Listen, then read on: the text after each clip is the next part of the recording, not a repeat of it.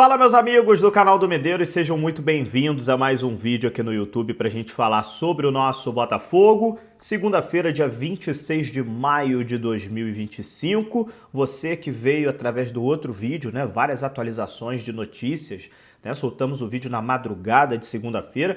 Esse é o segundo vídeo desta segunda para atualizar mais algumas informações que saíram aí pela manhã desta segunda-feira, iniciozinho da tarde de segunda-feira. Lembrando que amanhã, terça-feira, teremos a nossa decisão na Libertadores. Botafogo e Universidade de Chile, só a vitória interessa ao Botafogo. Se o Botafogo empatar ou perder, está fora da competição. Então vamos contar com o apoio do nosso torcedor, empurrar o time os 90 minutos para a gente vencer de qualquer jeito. É claro que a gente quer que o time jogue muito bem, a gente quer que o Botafogo faça uma grande apresentação, mas eu acho que amanhã, independente de desempenho, a gente precisa do resultado.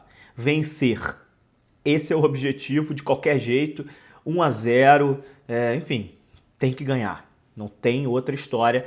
Precisamos ir para as oitavas de final da Libertadores. E aí depois vem a questão do Mundial de Clubes, e aí a janela de transferências vai abrir, a gente precisa de reforços, a diretoria do Botafogo sabe disso, a gente fica torcendo para que o Botafogo acerte nesses reforços do meio do ano para a gente dar uma melhorada no elenco, dar uma melhorada no setor ofensivo do time, está precisando também, né? Mas para isso a gente precisa se classificar para as oitavas de final da Libertadores, né? Para a gente se manter vivo em todas as competições, já que para as oitavas da Copa do Brasil a gente já conseguiu, e no Brasileirão a gente não está disputando as primeiras posições, mas a gente está ali, né, na primeira página da tabela, né? Está ali no meio da tabela e ainda tem muito campeonato pela frente, beleza?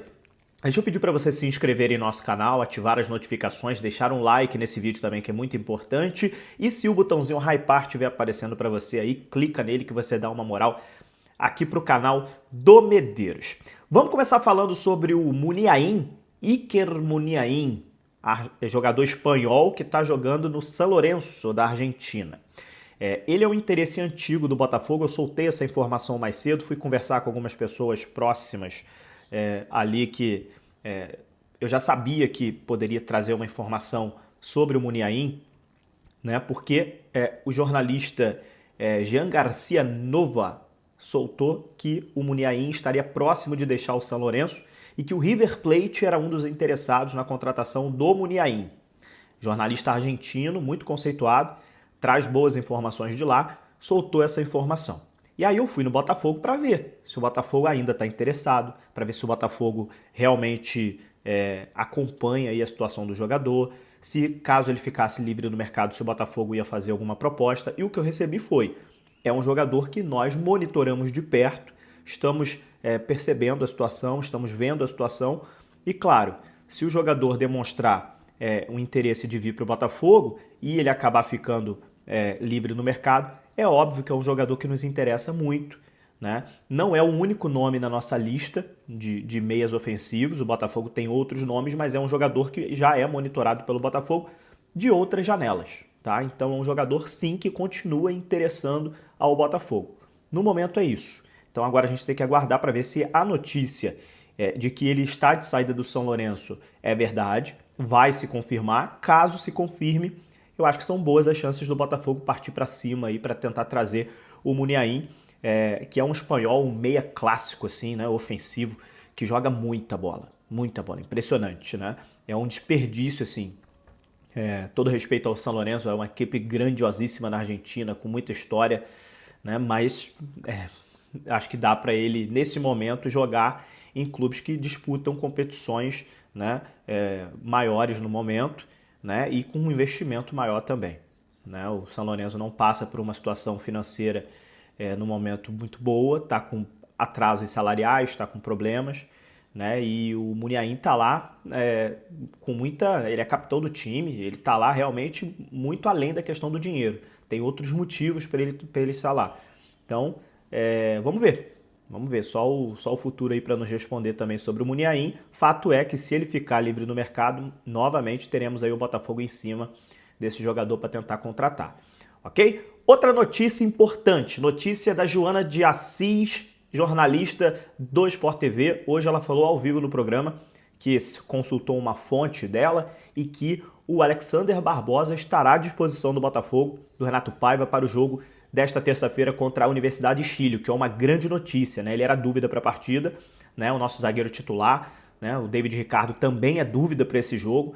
E segundo ela, o Barbosa vai estar à disposição. Então a gente fica bem mais tranquilo, né? Porque a gente estava numa situação que a gente poderia até improvisar um jogador na zaga, porque o David Ricardo e o Barbosa não estariam à disposição. Mas com essa notícia trazida pela Joana de Assis, Barbosa à disposição do Renato Paiva para o jogo de amanhã, tá bom? Uma grande notícia, uma atualização para vocês aqui sobre esse assunto. E agora, assim, para a gente finalizar esse vídeo aqui, uma notícia que a gente também soltou no Instagram agora há pouco, tem mais ou menos 1 hora que a gente soltou essa notícia, foi até um seguidor meu, às vezes vocês me mandam coisas para eu checar, tá vendo? Olha só como é que é importante, né? Um seguidor meu lá do Instagram me mandou uma mensagem falando: Medeiros, dá uma olhadinha aí, porque eu acho que o Lyon entrou no Transfer Ban da FIFA, hein? Aí eu fui checar a informação e é verdade, rapaz. Hoje, no dia 26 de maio, o Lyon, que faz parte da Eagle Football Group, o Botafogo também faz parte, né? O Lyon, que o sócio é o John Textor, então essa notícia envolve também o Botafogo indiretamente, mas envolve. O Lyon, ele acabou de sofrer um transfer ban na data de hoje, né? Está impedido de fazer novas contratações até que ele regularize a situação, tá?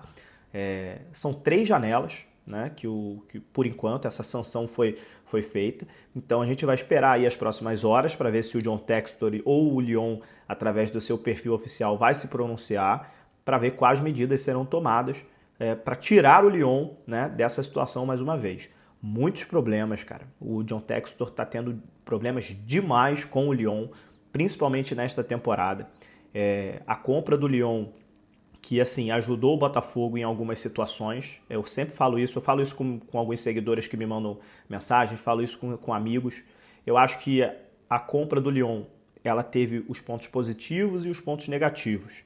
Por exemplo, os pontos positivos, eu acho que a gente não teria Luiz Henrique e Almada se não fosse o Lyon, porque, por exemplo, no contrato do Almada estava lá escrito, né, que o Almada não queria vir para o Brasil, e um dos motivos do convencimento foi que ele iria para o Lyon depois de 6 meses, e foi isso que aconteceu. Então, se não tivesse o Lyon, dificilmente o Almada teria vindo para o Botafogo. O Luiz Henrique, a mesma coisa. O Luiz Henrique, a princípio eram 6 meses, mas o Luiz Henrique adorou ficar aqui no Botafogo, acabou ficando mais tempo. Mas o Luiz Henrique, para vir para o Botafogo do Betis para cá, o Lyon foi importante nisso, né? Tinha ali uma garantia de que quando ele quisesse, ele poderia ir para o Lyon. Acabou que nem para o Lyon ele foi para o Zenit. Então sempre quando eu converso com as pessoas, qual foi a importância? O que o Lyon fez de bom assim, para o Botafogo? Assim?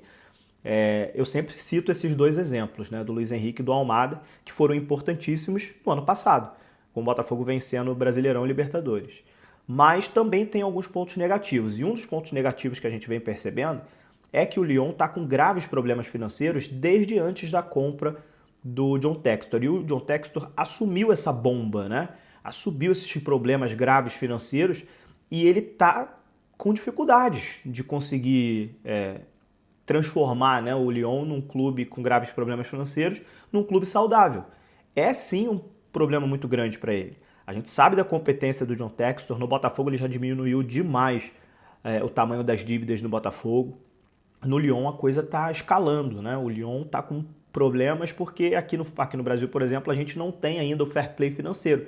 Lá na França tem um fair play muito rígido, então enquanto ele tenta consertar as coisas, ele vem tomando punições, vem tomando situações aí que tá difícil, né? O Lyon realmente está com problemas, muitos problemas, e o John Textor realmente está com dificuldades para poder conseguir contornar essa situação do Lyon. Acho até que pode conseguir, mas numa dificuldade muito maior do que ele consegue, por exemplo, aqui no Brasil com o Botafogo. Vamos ficar de olho o que vai acontecer, se essa questão do transfer ban vai sair nos próximos dias, se eles vão conseguir tirar o nome de lá, mas indiretamente acaba afetando o Botafogo, né?